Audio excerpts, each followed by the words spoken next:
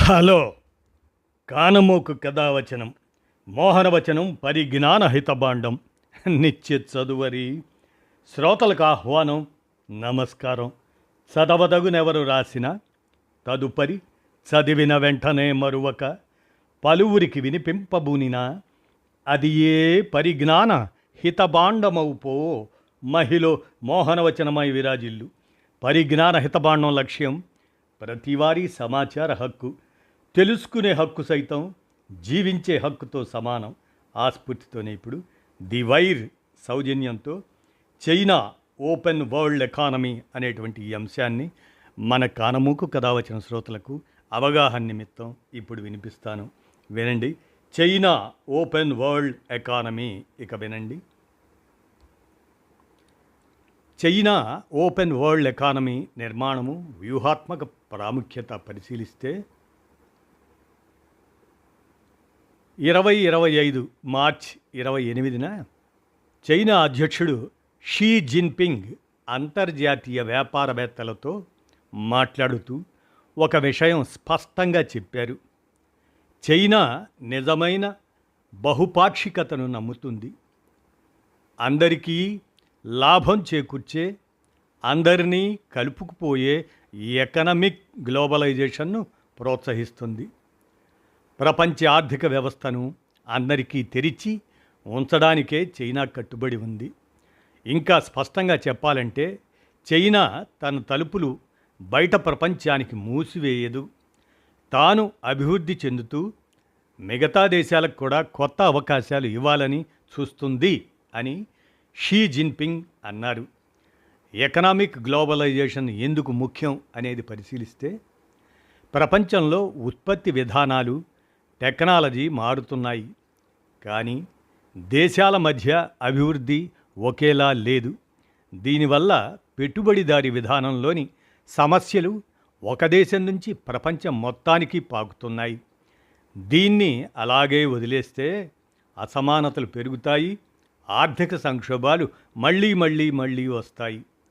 అందుకే చరిత్ర ఏం చెబుతుంది అని పరిశీలిస్తే ఓపెన్ మార్కెట్ అమలు చేస్తున్న దేశాలు ముందుకెళ్ళాయి, మార్కెట్ మూసివేసిన దేశాలు వెనకబడ్డాయి. కాబట్టి సరైన దారి ఏమిటంటే ఓపెన్ మార్కెట్ విధానం. అందరినీ కలుపుకుపోయే, సహకారంతో కూడిన, అందరికీ లాభం చేకూర్చే ప్రపంచ ఆర్థిక వ్యవస్థను నిర్మించడం. అప్పుడే కొత్త అవకాశాలు పుడతాయి. చైనీస్ మోడర్నైజేషన్, దానికి ఓపెన్నెస్ ఎందుకు కావాలి అంటే చైనా ఇప్పుడు బలమైన దేశంగా మారే కీలక దశలో ఉంది. చైనీస్ మోడర్నైజేషన్ ద్వారా దేశాన్ని పునరుజ్జీవింప చేయాలని చూస్తుంది. దీనికి ఓపెన్గా ఉండటం, అందరితో కలిసి లాభపడటం తప్పనిసరి. ప్రపంచం గందరగోళంగా ఉంది.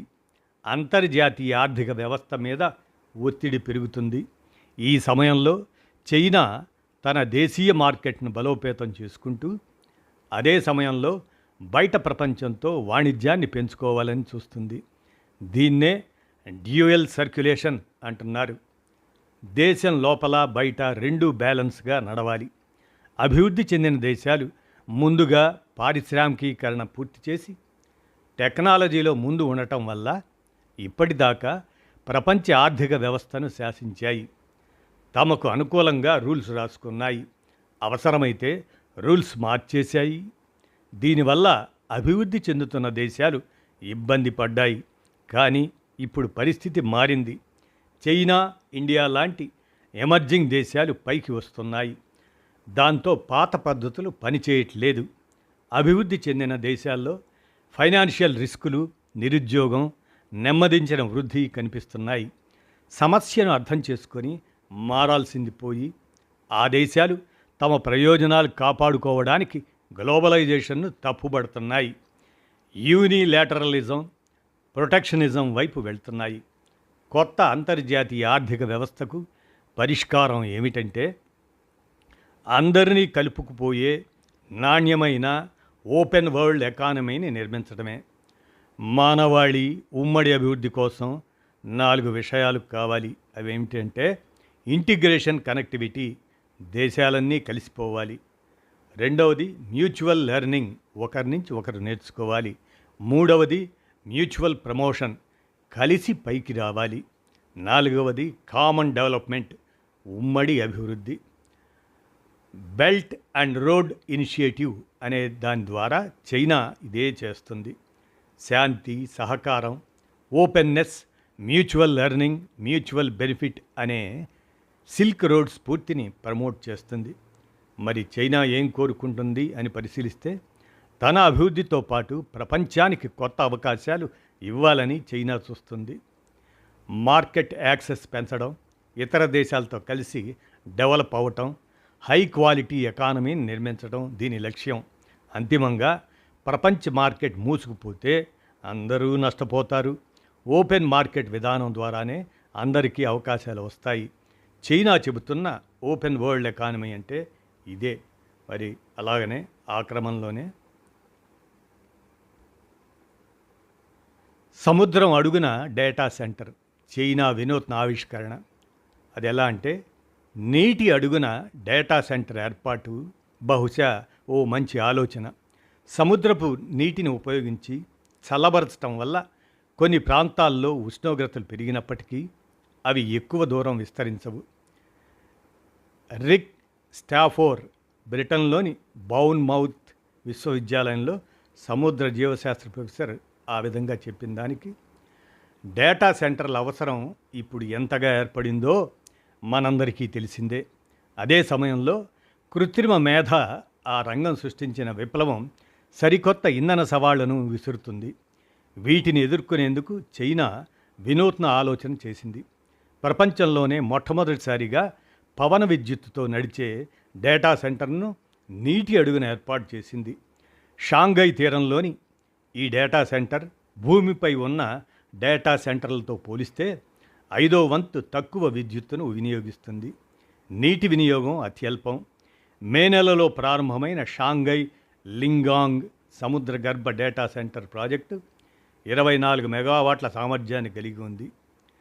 ప్రభుత్వ యాజమాన్యంలోని చైనా కమ్యూనికేషన్స్ కన్స్ట్రక్షన్స్ సంస్థ, హై క్లౌడ్ టెక్నాలజీలు సంయుక్తంగా దీన్ని ఏర్పాటు చేశాయి. షాంఘై తీరానికి 6 మైళ్ళు, అదే దాదాపు 10 కిలోమీటర్లు, ఆ 6 మైళ్ళ కంటే ఎక్కువ దూరంలో ఉన్న ఈ డేటా సెంటర్ సముద్ర నీటి ఉపరితలానికి 10 మీటర్ల లోతులో మునిగి ఉంది. సమీపంలోని ఆఫ్షోర్ విండ్ ఫామ్ దాని ద్వారా శక్తిని పొందుతుంది. పునరుత్పాదక శక్తితో పనిచేస్తుంది. సముద్రపు నీటిలో మునిగి ఉంటుంది కాబట్టి సహజ శీతలీకరణ గుణంతో విద్యుత్ శక్తి అవసరం తగ్గుతుంది.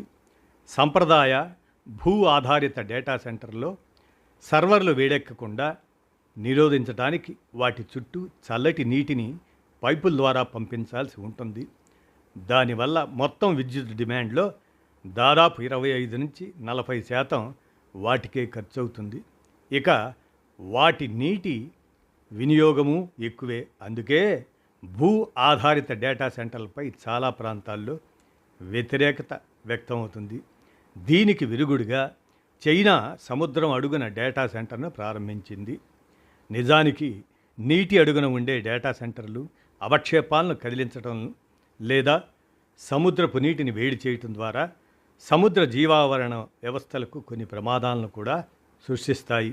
అందువల్ల వీటి విషయంలో మరింత జాగ్రత్తలు అవసరమని నిపుణులు సూచిస్తున్నారన్నట్లుగా మనకి వార్తా కథనం. ఇలా చైనా ఓపెన్ వరల్డ్ ఎకానమీ అనే ఈ అంశాన్ని ది వైర్ సౌజన్యంతో మన కానమూకు కథ వచ్చిన శ్రోతలకు ఈ అంశాలని వినిపించాను. విన్నారుగా. ధన్యవాదాలు.